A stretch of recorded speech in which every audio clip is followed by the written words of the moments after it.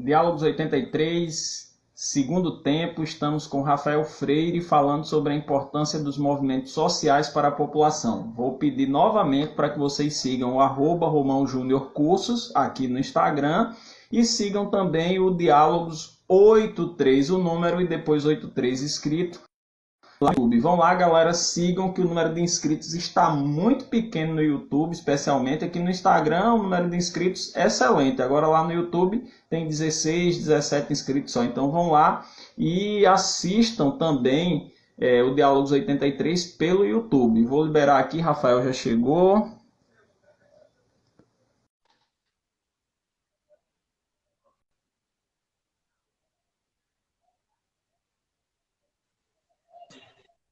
Rafael, bem-vindo para o segundo tempo. Você estava falando sobre a diferença entre Cícero e Nilvan, se é que há. E aí eu tenho uma outra pergunta quando você concluir a respeito de outro político de João Pessoa e de uma campanha em massa que foi feita a respeito da candidata desse político. Mas conclua que aí depois eu pergunto. Bem, então eu estava falando, Romão, e todos que estão ouvindo, assistindo, que estavam assistindo a outra live, né? Eu estava procurando fazer essa diferenciação ou pontuando algumas coisas. Eu estava falando do PP, né? Vou resgatar meu raciocínio por aí. O PP, antigo PPB, partido da época de Maluf, partido ao qual o presidente Bolsonaro foi filiado por mais de 10 anos, enquanto foi deputado federal, e que hoje é dominado aqui na Paraíba pela família Veloso Borges Ribeiro, que é a família que tem hoje 2 parlamentares federais, é o Agnaldo Ribeiro, deputado federal, a senadora Daniela Ribeiro, e que o filho de Daniela já é vice-prefeito de Campina Grande, sem nunca ter feito nenhum trabalho social, sem nunca ter participado de nada na cidade, mas porque tem um sobrenome, se junta com outro sobrenome, que é Cunha Lima, e lá é Bruno Cunha Lima, prefeito, e Felipe Ribeiro, vice-prefeito, cada um representando uma oligarquia. Então, essa turma tem em suas origens o chamado Grupo da Várzea, que era um grupo econômico de usineiros que pegava desde aqui das cercanias de João Pessoa, Santa Rita, Cruz do Espírito Santo, Sapé, Mari, toda a região, né? Pegando para a região do litoral norte também, Mamanguape, Rio Tinto, enfim, Lucena, tudo que for essa região canavieira aqui do nosso estado, esse grupo tinha uma hegemonia muito grande no auge da indústria da cana-de-açúcar. E, não coincidentemente, né, 2 grandes líderes sindicais e camponeses da Paraíba foram assassinados e pesa contra esse grupo a acusação de ser o grupo mandante. Então, em 1962, portanto, 2 anos antes do golpe militar de 64, aconteceu o assassinato de João Pedro Teixeira, próximo a Sapé, sua sede, sua cidade de origem, de militância. Em 1983, aconteceu o assassinato de Margarida Maria Alves, na porta de sua casa em Alagoa Grande. Então, esses líderes camponeses e sindicais representaram a luta de milhares e milhares de camponeses, muitos que foram assassinados dentro do período da ditadura, que hoje a gente não sabe os nomes, mas que existem estimativas, e que a ditadura militar tenha matado cerca de 10 mil camponeses.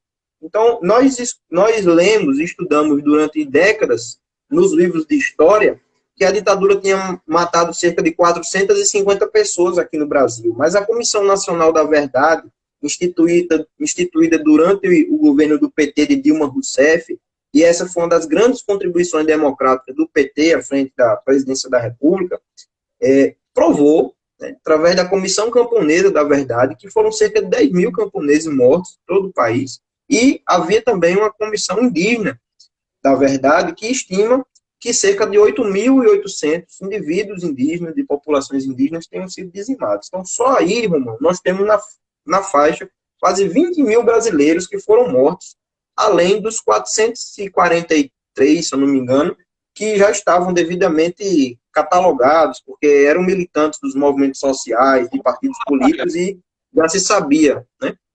Só fazendo então, uma pausa, mas a Comissão da Verdade instituiu que esses 20 mil foram mortos ou o número oficial é menor?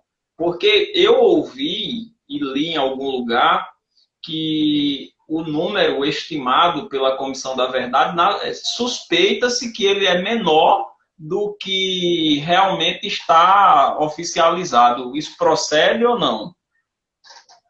Bom, quando você trabalha com estimativa, você sempre vai ter a possibilidade de algum conflito, né? Mas o que é mais provável é que o número que a Comissão Nacional da Verdade conseguiu estimar seja menor do que o que de fato foi, né? Porque quanto mais... Se a gente tivesse tido acesso aos arquivos da ditadura militar, mas não tem esses arquivos, a própria Comissão da Verdade não conseguiu ter total acesso. Existem documentos que até hoje estão considerados como um segredo de Estado, tanto aqui no Brasil como nos Estados Unidos, né? E a gente espera que um dia isso caduque, a gente espera que um dia o povo brasileiro tenha direito a ter conhecimento de tudo que aconteceu nesse período. Mas só para fechar esse recorte, né? Essa luta camponesa na Paraíba foi muito forte. As ligas camponesas de sapé são um exemplo para o mundo todo. Foram e são, né? O sangue derramado de Margarida Maria Alves e João Pedro Teixeira não foi em vão. Então, eu quero fazer um apelo aqui, aproveitar, a todos aqueles democratas, a todos aqueles socialistas, a todas aquelas pessoas que defendem os direitos humanos, para que não caiam no conto do vigário de achar que a candidatura de Cícero Lucena é uma candidatura mais light, é uma candidatura aceitável, ou menos bolsonarista. O nosso termômetro não pode ser mais pró-Bolsonaro, menos Bolsonaro, porque ninguém sabe nem quem é o Bolsonaro.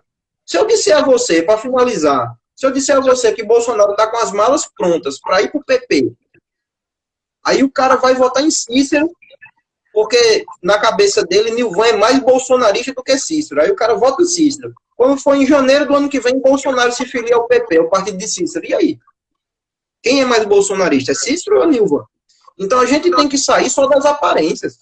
É fato que Nilvan choca mais. A forma do trabalho que ele fez dentro da imprensa durante esses últimos anos, um trabalho de desinformação, um trabalho de disseminação do preconceito, um trabalho de glorificar a polícia militar e de criminalizar a comunidade de periferia. Lógico que isso choca, mas política não é feita só com esse sentimento, com essa reação imediata. Política tem que ser feita com a razão, analisando os fatos. Então, os fatos nos levaram a entender, nós da Unidade Popular, que nem Cícero, nem Nilvan merece o nosso voto, nem nosso, nem do povo brasileiro, do povo paraibano, do povo pessoense. Então, nós vamos defender, estamos defendendo o voto nulo, e algumas pessoas que ficaram, mas isso vai ajudar a eleger Nilvan.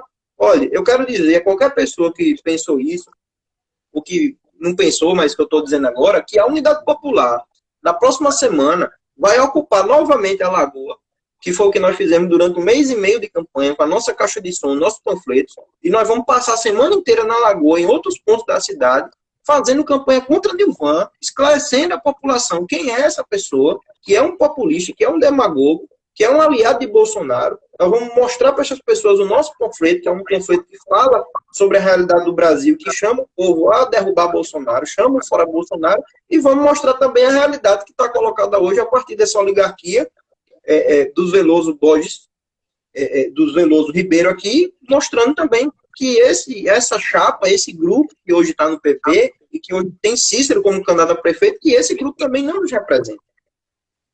Nós vamos enfrentar qualquer um que seja ano que vem, nas lutas dos movimentos sociais, do movimento de moradia, contra os despejos, do movimento feminino, do movimento estudantil. Nós vamos enfrentar qualquer um que venha, nós estamos prontos para isso.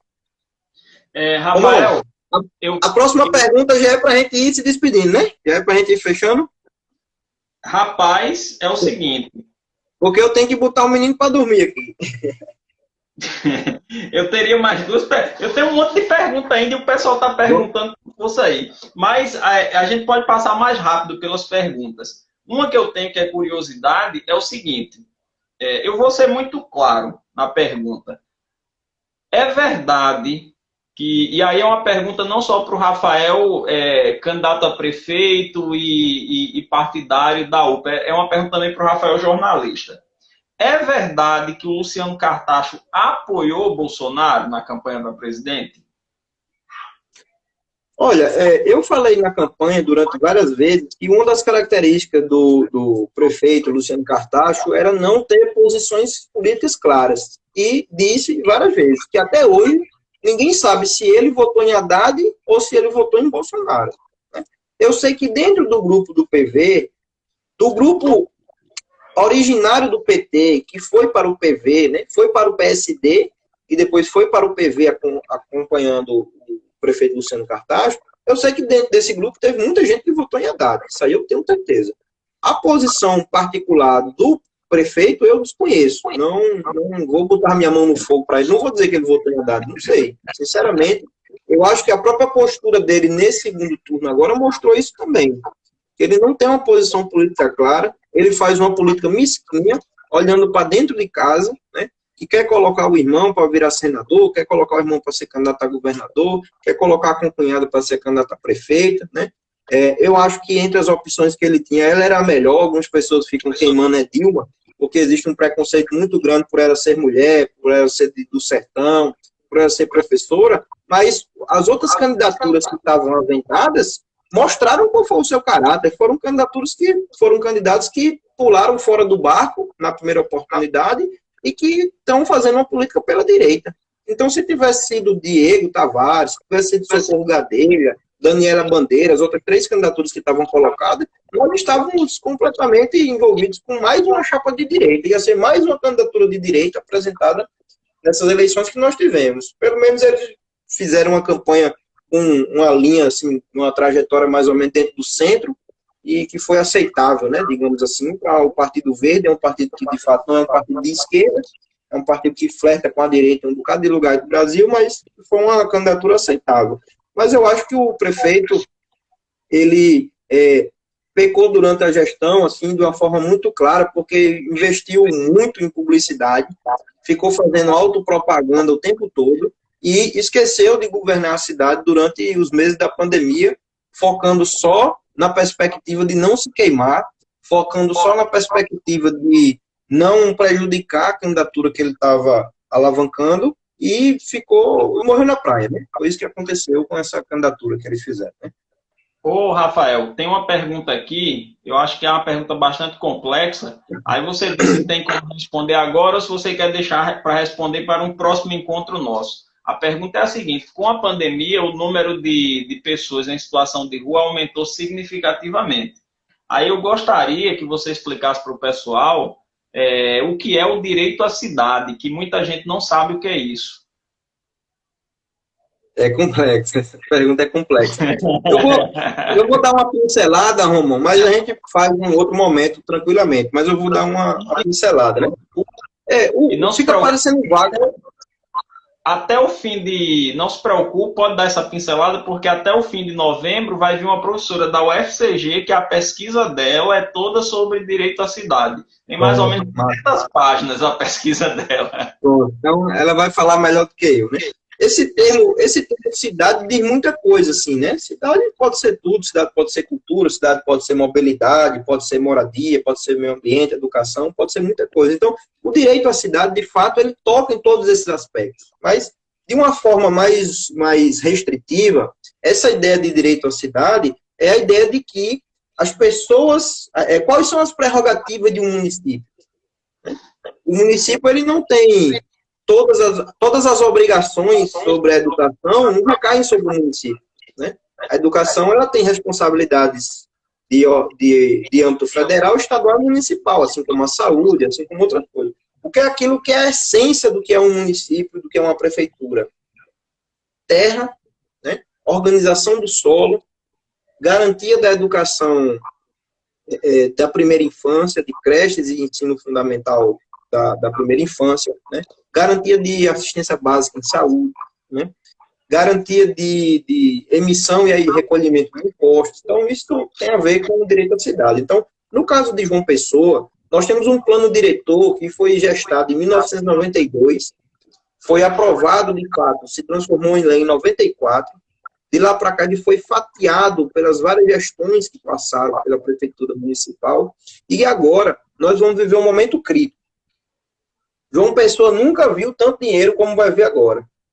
A gestão de Luciano Cartacho está deixando nos cofres da prefeitura mais de R$ 1 bilhão para o próximo prefeito, seja Cícero, seja Nilvan. Esse dinheiro foi metade emprestada pelo BID, é o Banco Interamericano de Desenvolvimento, e a outra metade foi arrecadada pela própria prefeitura na condição de contrapartida ao empréstimo do BID, mas que a prefeitura não tinha esse dinheiro em caixa, não tinha 500 milhões em caixa. Ela foi buscar empréstimos com outros bancos, no caso, bancos nacionais, como o Banco do Nordeste, Caixa Econômica, tinha dinheiro em caixa também, então fez esse montante aí de mais de R$ 1 bilhão para intervenções na cidade. Isso tudo sob o manto bonito, sob o nome bonito, vistoso, de Programa João Pessoa Sustentável. Nós vamos viver um momento, Romão, de grandes intervenções na cidade. Ontem nós participávamos de uma live, de uma conversa, um bate-papo, com a professora Fernanda Esté, que é da UF, Universidade Federal Fluminense de Niterói, e com a dona Penha, que é paraibana, radicada no Rio de Janeiro, que foi a liderança do processo de resistência da Vila Autódromo, que surgiu com o surgimento do Autódromo de Jacarepaguá, no Rio de Janeiro. E a professora e dona Penha falavam sobre essas grandes intervenções urbanísticas na cidade, nós vamos sofrer isso. As comunidades São Rafael, que fica atrás da Rádio Tabajara, na região da Pedro II, a comunidade Tito Silva, que fica na região da Beira Rio, a comunidade Santa Clara, que fica encravada no Castelo Branco, a comunidade Padre Dom Bandeira, que fica na Beira Rio, mas sendo que mais próxima do bairro da Torre, e outras pequenas comunidades ao redor dessas comunidades maiores, vão sofrer um grande processo de despejo e de remoções. São muitas famílias que estão previstas para ser removidas, e a tradição no Brasil, nessa ligação empreiteiras, poder público, Estado, município, é de remoções violentas, desrespeitando o direito das pessoas, pagando indenizações irrisórias ou não pagando, questionando o direito de posse das pessoas de um local que elas vivem há décadas, né? Expulsando as pessoas por pressão econômica, compra de lotes. Então, nós estamos para viver um processo pesado aqui em João Pessoa, e quero desde já dizer que a Unidade Popular, junto com as lideranças comunitárias dessas comunidades, está muito disposta a fazer a luta social e organizar a resistência contra esse tipo de intervenção desumana que a gente está prevendo que vai acontecer. Rafael, para finalizar, Alexandre está dizendo aqui, Rafael, você está errando, aí eu não sei em que necessariamente. Deixa eu ver se ele deu. Você está errando, acho que é com relação aos recursos da prefeitura, não sei. Fala aí, Alexandre.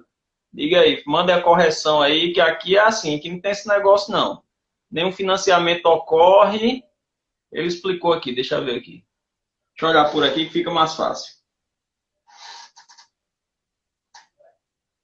Esse refinanciamento habitacional, ele explicou aqui, deixa eu ver aqui. Enfim, deixa eu passar. Explica aí, Alexandre, enquanto eu passo para a próxima pergunta. Rafael, acho que outra pergunta que você tem ouvido muito. Tem gente comemorando a suposta derrocada de Bolsonaro nas eleições. Essa derrocada, ela ocorreu mesmo ou é mais um burburinho da mídia? Olha, sim e não, né? Sim, porque os candidatos que ele estava apoiando, os candidatos que tinham um discurso mais de extrema-direita e abertamente pró-Bolsonaro, na imensa maioria dos lugares, esses candidatos não se firmaram, né? Mas ele vence na medida em que o Centrão se fortaleceu, chamado Centrão, né? Eu estou usando um termo que é popular, mas esses partidos ditos do Centrão nem de centro são partidos de direita mesmo, né? Mais vulgarmente conhecidos como Centrão. Esses partidos se fortaleceram, né? O poder político no Brasil não está concentrado mais só na mão de PT, PMDB, PSDB, dos grandes partidos tradicionais de direita ou de esquerda. Esse poder hoje está pulverizado no PP, no PSD, no próprio DEM, que se reformulou, né? Então, são muitas as perspectivas que nós temos de barganha política, eleitoral e financeira. Bolsonaro vai ficar cada vez mais nas mãos do Congresso Nacional dominado, hegemonizado por esses setores que eu estou falando, por esse partido, porque ele não tem base social, não tem base parlamentar e depende muito desses partidos. E esses partidos se fortaleceram nas eleições municipais. Então, ao mesmo tempo que Bolsonaro perde, no sentido de que os dele, aqueles preferíveis dele, preferenciais dele não venceram, mas os seus aliados estão fortalecidos. Se isso vai fazer com que ele fique um pouco mais refém dessa turma, esse é um problema dele, mas ele consegue tocar a gestão dele como ele vem tocando, né? Enquanto não houver movimento social de rua, pressão forte nas ruas, ele vai continuar tocando essas políticas genocidas que tem colocado. Então, a gente precisa, de fato, Romão e todos que estão assistindo, nós precisamos, de fato, retomar as ruas. Entendeu? O processo da pandemia foi de muitas lições.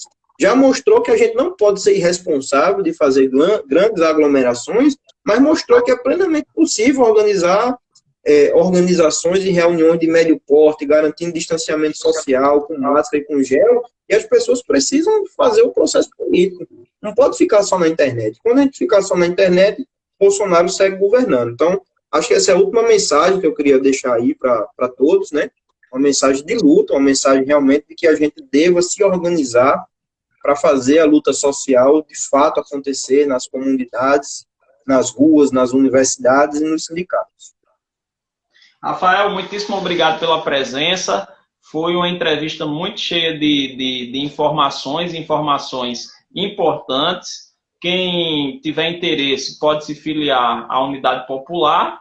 Não é isso, Rafael? Pode fazer a filiação online? Como é? Toda filiação ela passa por uma espécie de entrevista, né? Porque a gente quer fazer um partido realmente sério e organizado, então a gente sempre faz uma conversa por telefone ou marca uma conversa pessoalmente e depois a gente encaminha, de fato, o processo burocrático de filiação. Então, beleza, Rafael. Muitíssimo obrigado. Até as próximas e um forte abraço, viu? Valeu, Romão. Muito obrigado pelo convite. Estarei presente sempre que você chamar. Grande abraço, força nessa luta aí para nós. Valeu, boa noite.